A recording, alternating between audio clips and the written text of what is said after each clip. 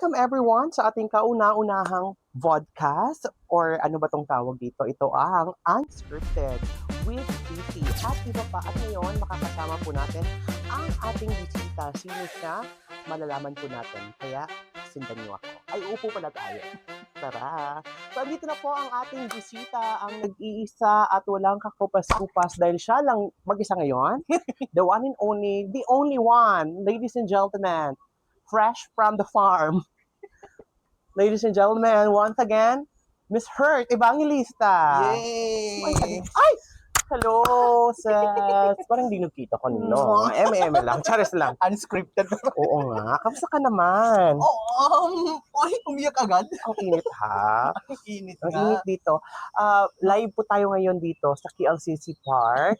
At saka dapat meron tayong background. Yes, So, natakpan nito. Oo. Mamaya ipapakita na lang natin yung background ng KLCC Park. Kamusta ka naman? Huwag mong iintindihin ng camera. Naka-rolling lang siya. Oo. Pero, alam mo, first of all, I'm so honored na Like first honor. na ako yung una mong sinali sa podcast mo. I thought you're joking, but it really means a lot to me and the community. Parang maingay yung i-off ko muna. Saglit lang. Parang wala na silang maririnig. Ano ba yun? Kung ano na lang? Fan of. Ang init dito. Ayan. So, yun. Kasi matagal na natin na plano, right? Like, ano na lang? Kanina lang pala. Wala yung mga ibon, no? Nakakaloka. Nakika-join sila. Like, napag-usapan natin before na parang bet ko ata mag-podcast, mag-talk-talk lang. Kasi parang I have those, ano tawag doon? Calling? Anong number? Pero pangarap ko to, makasali sa podcast mo. Sana nga may manood. So, yung gagawin natin, ipopost natin sa channel mo. Kasi madami kang followers. Doon pala tayo. Tapos, ipapollow nila ako. Yes. Yun yung ROI. No? Kasi magbebenta din tayo ng mga product. Tsaka grabe, ang laking mag-PF ni Fifi. Parang Uy, wala ngayon ha. Libre lang to. Ay, wala ba? Wala. Parang nasabi mo sa group chat mo. Kinancel mo talaga yung birthday mo na pupuntahan. Oo, pala. Siya, sige. Oh, actually, may mga question. Ay, bago yan, mag-hi ka muna sa mga manunood. Importante sa channel mo kasi, anong channel ka nga? 5? 4. Channel 5 po tayo. Oh.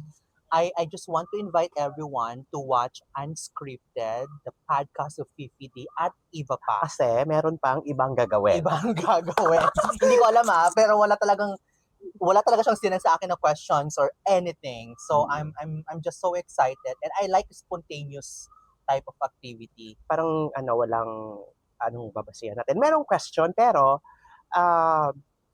i-guide lang pero hindi natin itatanong. Parang babaguhin natin siya. Iti-tweak. That's the exact word.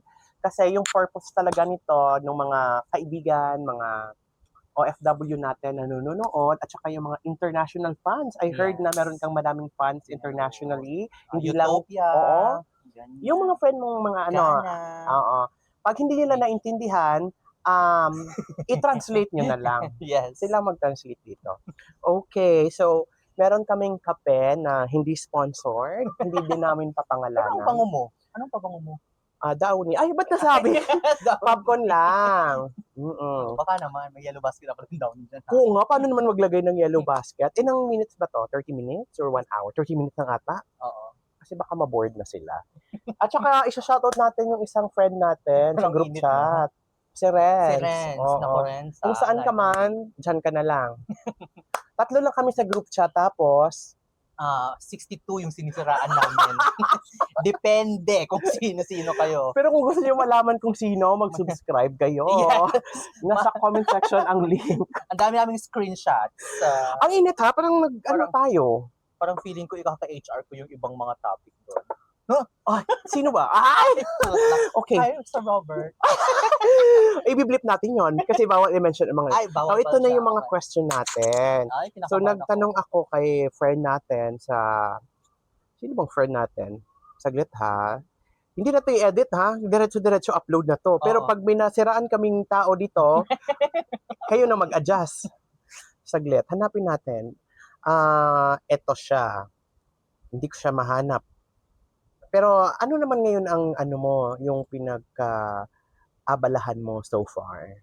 Actually, ang boring ng buhay ko ngayon. Before, lagi akong nag-yes, yes, yes sa mga events, sa mga ganap, coffee with friends. Kasi I was new in Kuala Lumpur, in Malaysia, in general. So sabi ko, sige, join lang. Kasi tingnan mo kung sino yung mga makakasalamuha mo at Mm. match mo when it comes to friendship. Because if you're doing friendship and other events, you're investing your time to them.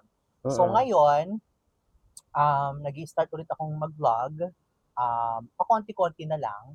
Mga 60 seconds, hindi na kagaya dati. Parang once a week, ganyan na lang.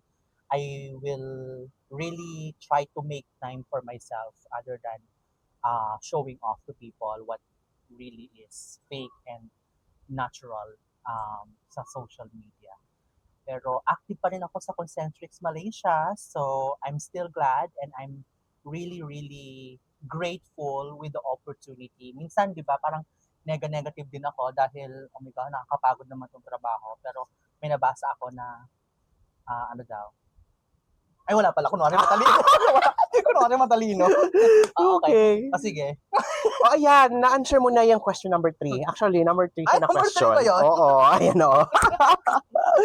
Actually, ayun siya, yung question dito na binigay ng mga subscribers mo. Oh. Actually, nagpa-question ka. Ako nang sumagot. Hinak ko yung ano mo, TikTok mo.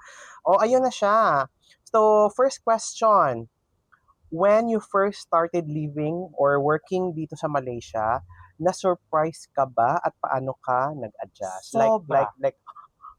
Oh, ayan, nag-surprise. Surprise, in a way, alam ko kasi na anywhere in the world, any country, there's still Filipino community. That I'm not surprised anymore because I know Filipinos will really support you as long as you're not bad-mouthing them. What I'm surprised is it, okay lang ba?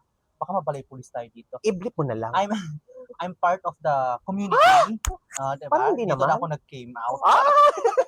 Gusto niyo makita yung came out story niya? Ipin mo dito, okay? So ayun, so sabi ko parang nakakatakot parang mag-work doon because this is, predominantly Muslim community. But surprisingly, they are, as long as you are respectful and you don't bother anyone, respecting their culture, okay naman eh. Hindi naman siya ganun ka-shocking. Para lang siyang Pilipinas but in more tawag dito, parang yung rules dahil foreigner tayo dito or expat tayo dito, mas ina-abide mo yung rule kaysa sa bansa natin. Is it unfair? It is. Tama. No Ayun. comment ako kasi wala akong pinapanigan, walang pinaprotektahan. Serbisyong totoo lamang. Ay, Yes. sorry. Basta Lenny tayo. Ay, parang political dito. Maganda kayong angle natin dyan. Pag hindi, ang ingay ng mga bata, may dumadaan, hindi namin to i-edit. Ay, baby, come here. So, itong next question natin. Let's be real, no? Yung cost of living na is pataas ng pataas. What are your most survival hacks to make your dito sa Malaysia? Like, may budget ka ba? Like, ito lang, nakikita kita sa grocery, yung mga POV mo. NSA. Like, magkano yung budget mo like per month? Kasi ako, sa totoo lang, 5,000 ringgit per month. Wow, ang konti naman.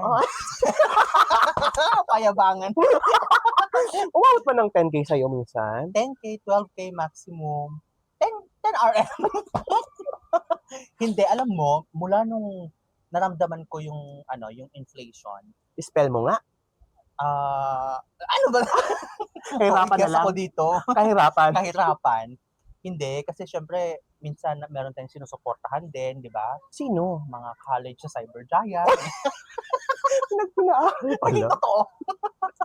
Mga iPhone nila, tsaka hindi, ang ano ko lang dito, yung survival tip is really, kung kaya mong pumunta sa grocery every week, go. Kung gusto mo yung fresh lang lagi. Kasi ako, ang budget ko talaga, nasa, if I'm not mistaken, 50 to 100 RM. Hindi week ha, the whole month. Ito yung binabaon ko na ganyan, mga prito-prito. Ano, naiiyak ka? Hindi natin to ikakat. Wala na, walang ano. Ganda-ganda Parang, pa ako kanina. hindi. Ganun, pero maximum siguro 150 or to 200, 50-50 every week. Fair, no? Kasi meron naman ako kasama sa bahay, 3 kami. Ninanakaw mo yung So, mga food nila. Oo, sabi ko, ay, may nasi goreng. Tapos kunwari, bawati-bati ako ng itlog na pati nila. Sabi ko, ang bilis naman ng 2 tray, tapos hindi ako nababawasan. Ayun, magnakaw is the best practice. Nakakainis. Ay, naku. Ayun. Basta Buhay wag ka naman lang ang life. magpapahuli kasi lokal yung mga kasama natin sa bahay. Baka mamaya mabalay pulis tayo. Ayun. Speaking of, just want to share lang din sa mga kababayan natin. I started then like mga magbaon-baon era, like 2017 ata kami dumating. Oo. Pero wala pa yung Twin Tower pagdating namin. Wow.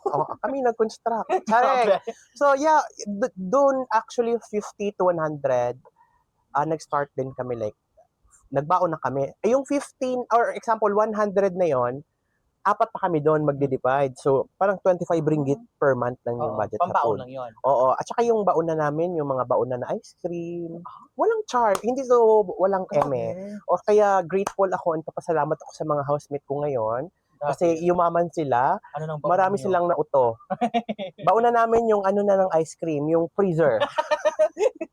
O kaya, on a serious note, yun talaga yung buhay namin before, like, hindi kami, di ba, papak-lunch kami. Nagbabaon kami ng lunch, sa baon na ng ice cream. Tapos, dapat sabay-sabay kami magla-lunch. Kasi, pag may naunang mag-lunch, hindi naman kami same ng function ng work sa iba-ibang department. So, dapat, ita-timing namin 12 or 1, lunch tayo.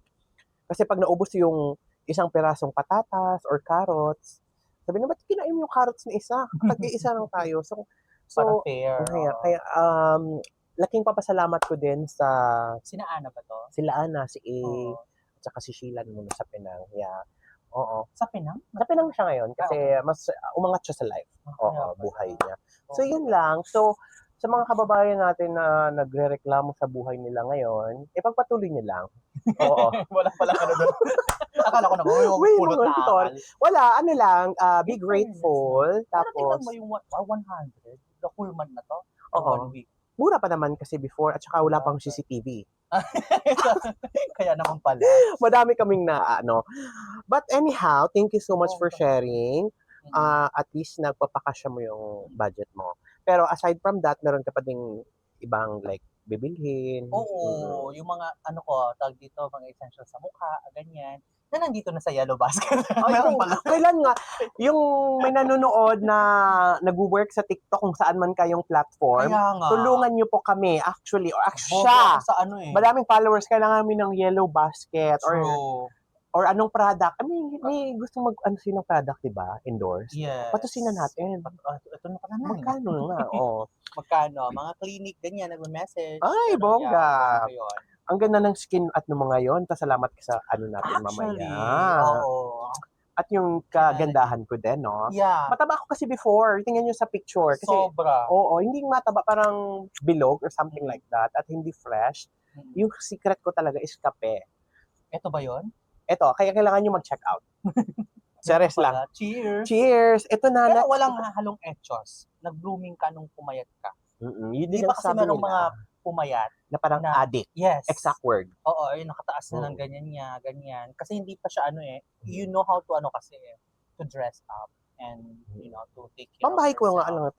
Like, Talaga? sabi ko, punta ko lang kasi Herb sa Social naman. Pambahay lang. Tsare! Nakalain mo yun noon. Kala mo hindi lang ice cream yung paulan niya dati, pero bongga, nakakalaas na Oo. May nakaiwan kasi. Ka pala. Ang dami Ay, bet mo to? Yeah. Claudine? Bet mo pala. Hindi pa sa pulipid eh. Ay! Okay, next question tayo.